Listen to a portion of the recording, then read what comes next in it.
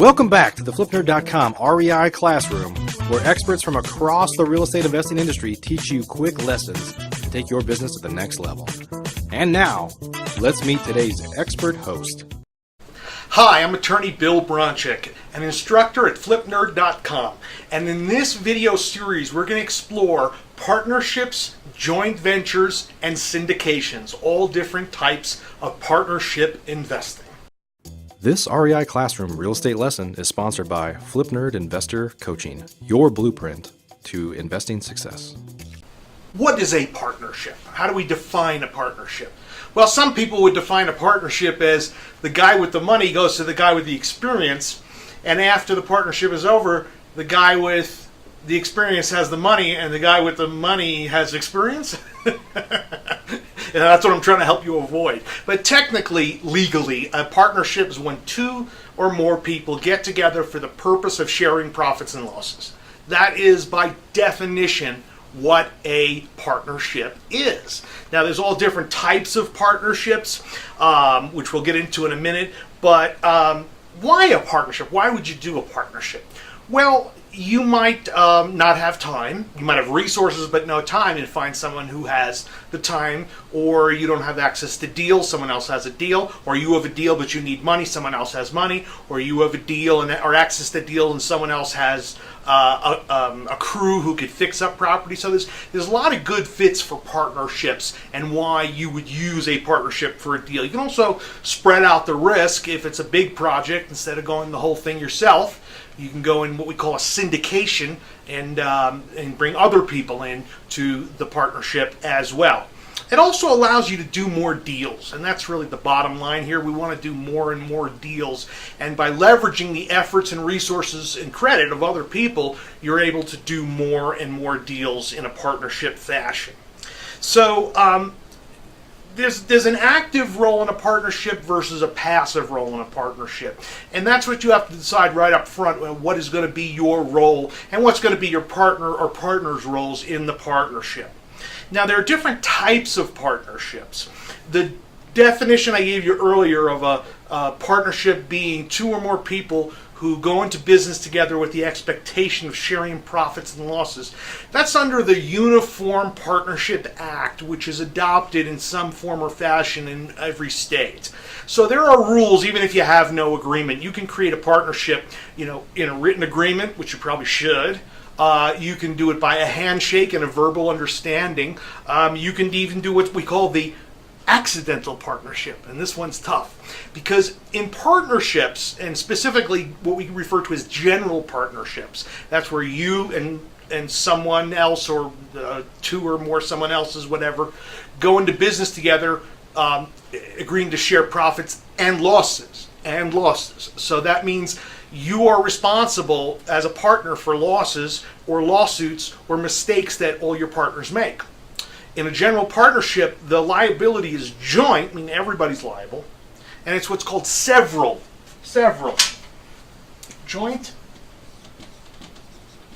and several liability.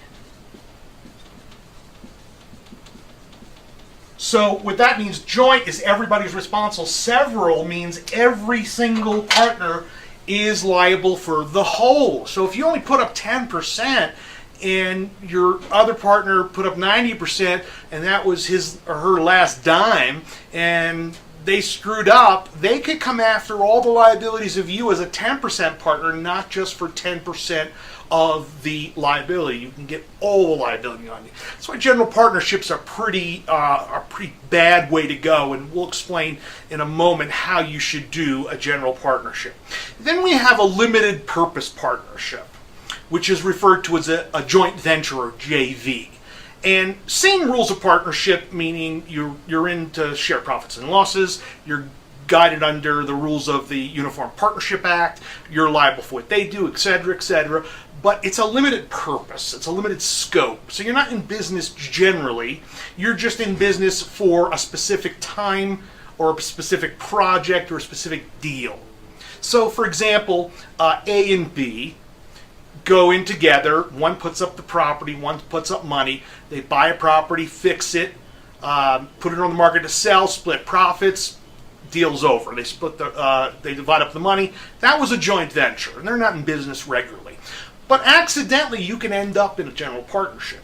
So, for example, let's say A and B did that once, did that twice, did that 3 times, and B is the one with the, let's say the silent partner, the one with the money, and A is the active partner, the one doing all the rehabbing and find the deals and so forth.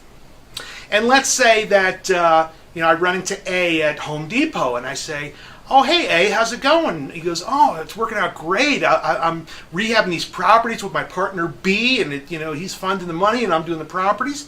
I said, "Oh, that's interesting.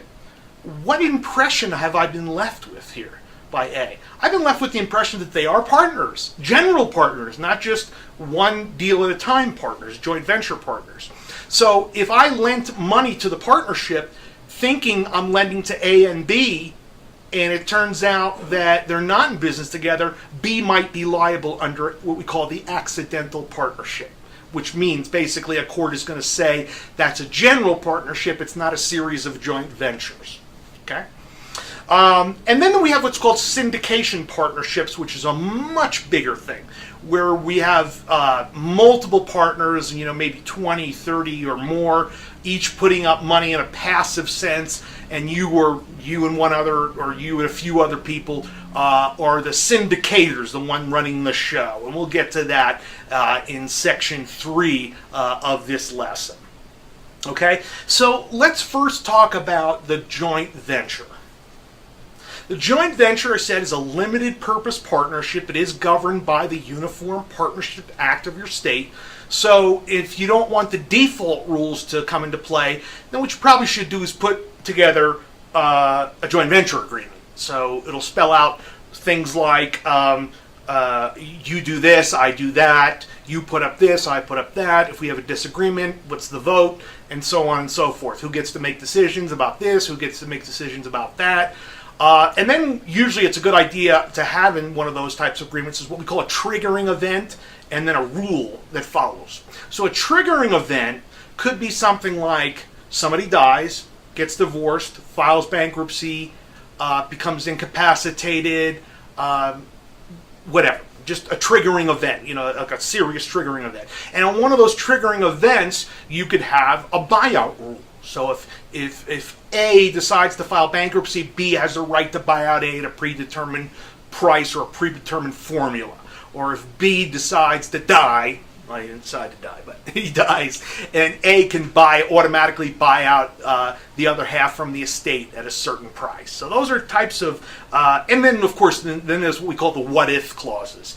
That's usually 80% of a legal agreement. It's not what goes right, but what goes wrong. So if you don't do this, then this happens. If you're required to put up money and you don't, then you get a penalty. Or if you're required to manage the property and you don't, manage the rehab and you don't, then there's a penalty against you, and so on and so forth.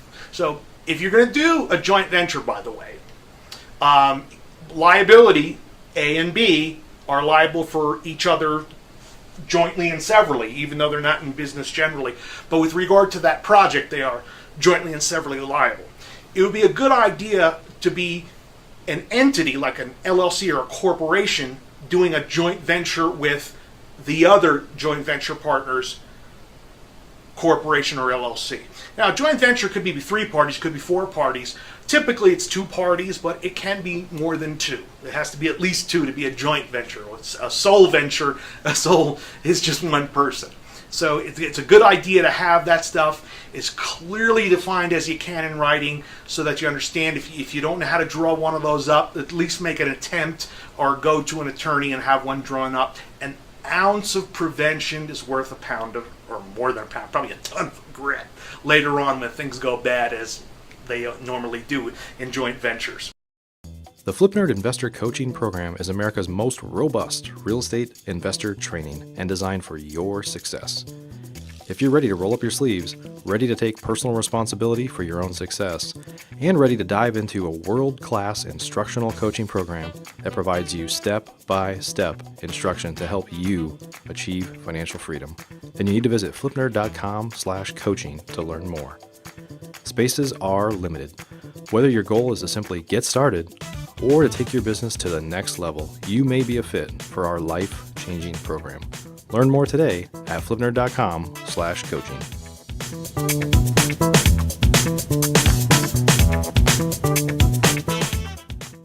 Please note, the views and opinions expressed by the individuals in this program do not necessarily reflect those of flipnerd.com or any of its partners, advertisers, or affiliates. Please consult professionals before making any investment or tax decisions, as real estate investing can be risky. Are you a member yet of flipnerd.com, the hottest real estate investing social community online? If not, you can join for free in less than 30 seconds and get access to hundreds of off-market deals, vendors in your market to help you in your business. And you can start networking with thousands of other investors just like you. Get your free account now at flipnerd.com. Please check out the Flipnerd family of real estate investing shows, where you can access hundreds of expert interviews, quick tips, and lessons from leaders across the real estate investing industry. They're available at flipnerd.com/shows, or simply search for Flipnerd in the iTunes store.